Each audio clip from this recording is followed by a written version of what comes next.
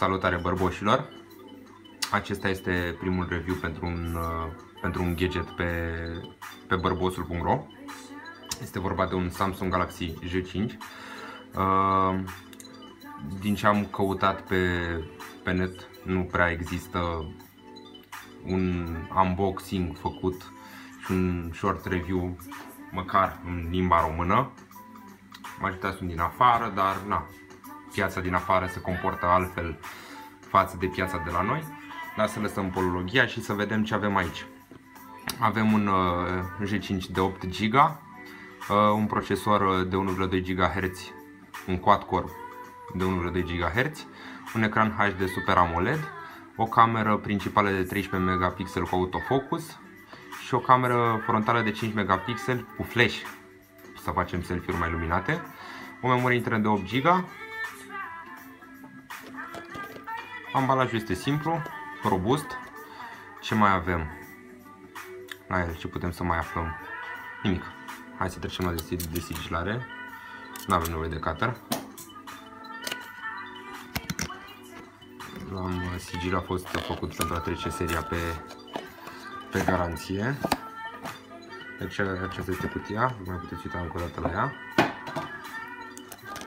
Avem terminalul. Îl lăsăm puțin mai spre final, să vedem ce mai putem găsi în pachet. Clasicul ghid de pornire rapidă, adaptorul de priză, clasic pentru fanii Samsung, hands-free-ul, cablul de date și acumulatorul. Aruncăm totul, mai puțin acumulatorul. Hai să vedem ce poate. Nu știu dacă se vede. Este o încărcare normală. Amperajul.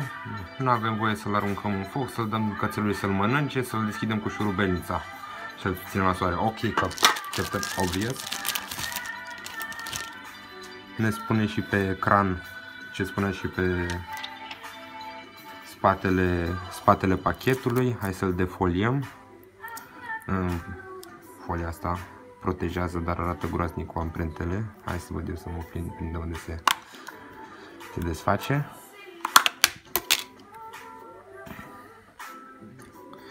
Este fabricat, evident, unde sunt procesoare telefoanele și absolut tot ce ne înconjoară. Este modelul SM J500 FN. Hai să lăsăm toate chestiile astea care nu ne interesează așa tare. Vedem aici, avem slotul de card de memorie, microSD. Avem folia pe cameră, o dăm jos ca să putem să ne facem niște poze, să vedem cum funcționează. În partea de jos găsim microfonul, jack-ul de căști, micro USB-ul pentru alimentare. În lateral avem butonul de pornire, să vedem. Foarte luminos ecranul, sper că se transmite feeling-ul și la voi. S-a lipit asta de sticlă.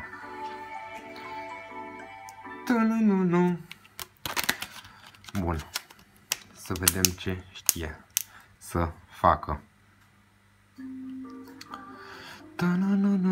În limba română, nu română, English, tati. English, spaniol, English, hai US, merge bun.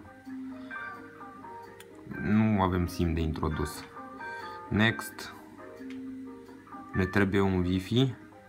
Hai să vedem cu un Wi-Fi ce facem. Stai să bag eu puțin parola. Te las să asculti o muzică bună.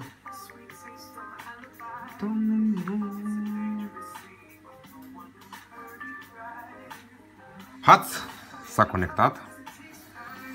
Suntem de acord cu tot ce ne spun băieții, că nu avem ce să facem altceva. Update-uri. Hai skip, lăsăm softul de tap and go, bun. Checking info. Nu, skip. Nu mai facem cont, hai, skip. First. Skip anyway. More. Nu, hop. Skip anyway. Am zis o dată next. Durează foarte mult configurarea și asta este enervant. Skip, nu facem cod skip. Acceptăm, finish. E, voilà. Este luni, 23 noiembrie. Nu vrem taguri. Stai să facem o fotografie să vedem. Nu e, așa e. Destul de bun. Pentru 13 megapixeli, chiar bun. Ce setări avem? Picture size o lăsăm pe maxim. Video size-ul Full HD la 1920 cu 1080. Nu ne trebuie grilele. Location text lăsăm pentru data viitoare. Bun, avem flash-ul, timerul. Putem trage direct în efect, cum știți și de la modelele precedente. Ia să vedem cum arată o barbă în grayscale. Am dat eu pe timer. Hați! Superb, nu știu cât se înțelege la voi. Ho, ho, ho! Infraroșii X-ray. Bun. Hai să vedem în cameră ce mai avem. Scoatem timerul dacă ne mai jucăm un pic. O dăm pe video. Hați și a intrat direct în filmare și filmăm direct în grayscale. Puteți vedea Tower Bridge-ul, London Bridge-ul, mă scuzați, și o barbă roșiatică. Superb. Ia să vedem. Îl putem share-ui, evident, pe toate opțiunile în medii sociale, în rețelele sociale de fapt. Ce avem? Am văzut eu o aplicație Word. Ia să vedem. Acceptăm. Vrea update. O lăsăm update-ul pentru data viitoare, să vedem. Microsoft Apps. Vine cu un pachet de aplicații Microsoft.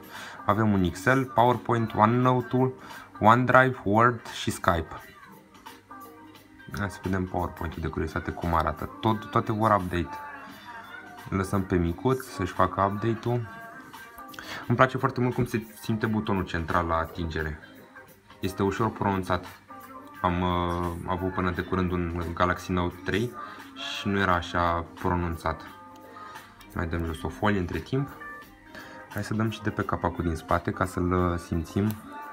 Ca să-l simțim mai bine, bunico.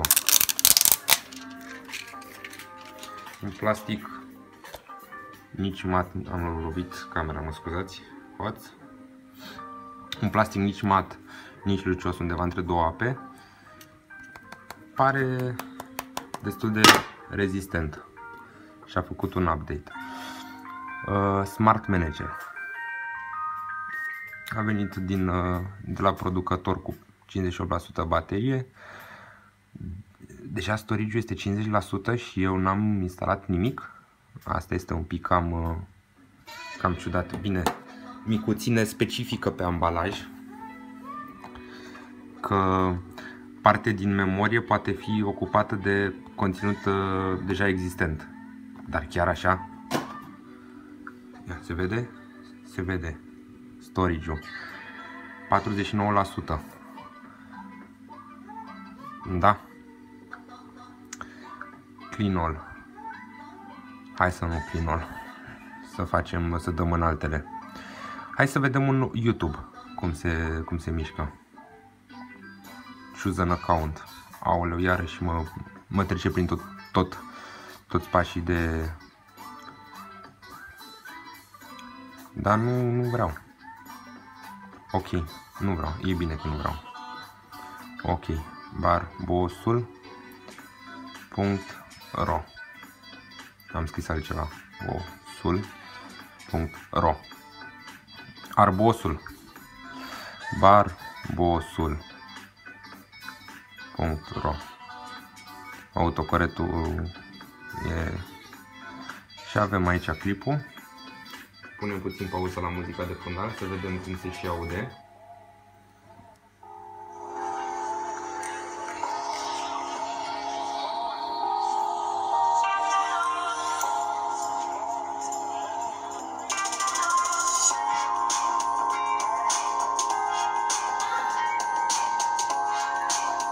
Se aude foarte bine după gustul meu.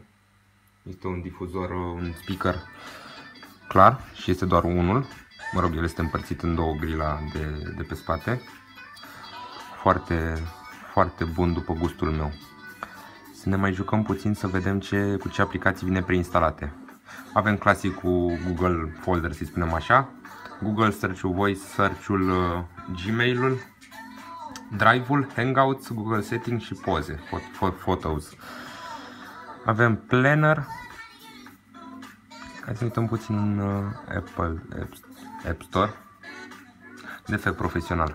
Vrea conturi. Să ne uităm puțin în setări, să vedem, e ușor schimbat față de ce model am avut înainte și cu care eram obișnuit. Themes, ia să vedem. O temă roz, de ce nu? Ne place tema roz. Latest, I want to keep. Update, totul vrea update la telefonul ăsta. Săracul a fost ținut atât de mult în pachet încât vremea a trecut pe lângă el. Și avem tema roz? N-avem. Ce am făcut? Asta e dublă comandă pe cameră. Bun. Ușor tăticul că nu ne grăbim nicăieri. Pink. Trebuie să o și downloadez, o descarcare 4,1 MB, dar vreau să vedem cum arată telefonul cu roz. 6% o mai lăsăm un pic, o lăsăm să se facă ea. Și mergem să ne uităm la About Device. Avem software update și a făcut singur verificarea acum, este la zi. Puteți vedea toate detaliile. Baseband-ul, versiunea 5.11, 5.1.1, device name. Înainte de a trece la comparația cu un produs similar, vreau să văd tema, apply.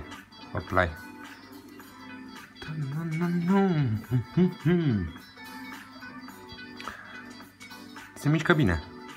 Pentru cei... cât are RAM? Nu scrie cât are RAM, probabil are 1. Ce drăguț! Acum, în preajma sărbătorilor, avem cu roz, avem cu inimioare, niște bărboși inimoși. Bun, lăsăm inculpatul deoparte și îl comparăm puțin cu un Galaxy S-Cover 3. Sunt similare ca preț, l-am pus invers. Tăticul, stai așa, să nu te amesteci cu frățiorul.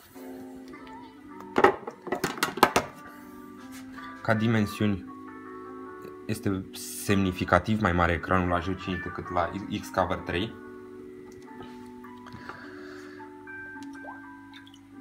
Avem și sunet. Mai drăguțe pictogramele, mai, nu știu, utilizate. E și din cauza temei la J5, zic. Să ne uităm puțin, comparativ. Să facem un test de cameră să vedem care merge mai bine. Hai să vedem butonul de cameră lateral. HUD, nu, l-am blocat.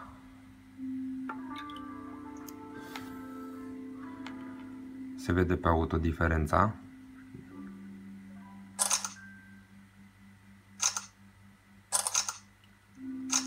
Percutează mai greu X-Cover-ul.